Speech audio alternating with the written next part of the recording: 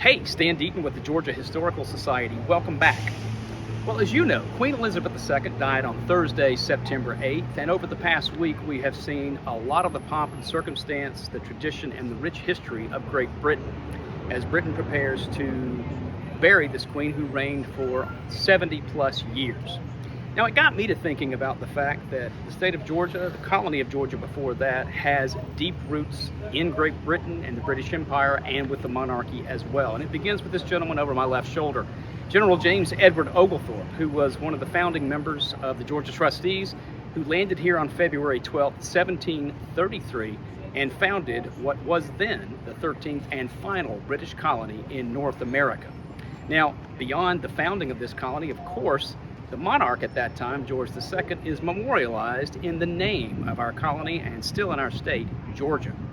Beyond that, of course, there are still many other connections to Great Britain, the British Empire, and the monarchy here in Georgia's first city, Savannah. The Scots played an instrumental role in the founding of the colony of Georgia as well. General Oglethorpe famously invited a group of Scottish Highlanders from Inverness to settle and found the city of Darien in what is now McIntosh County on the Altamaha River, south of Savannah. That event is memorialized along with everything else the Scots did to play such an important role here in Savannah on the corner of Oglethorpe and Bull Street, with a monument erected by the St. Andrew's Society on their 250th anniversary in 1987. Tomochichi was the chief of the Yamacraw tribe that occupied this area when General Oglethorpe arrived in 1733. A year later, when Oglethorpe returned to Great Britain, he took Tomochichi and a group of the Yamacraw with him back to England. They were treated like celebrities there, and the trip really helped cement the alliance between the Yamacraw and the British here in Georgia.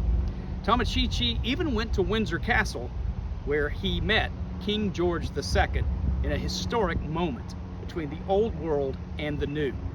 Tomochichi was, of course, instrumental in the successful founding of the last British colony here in North America. He is buried in the middle of what is now Wright Square in Savannah after his death in 1739.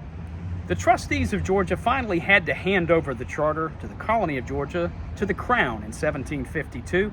So from that point to the American Revolution, Georgia was a royal colony governed by royal governors sent out as the personal representatives of the king here in Georgia.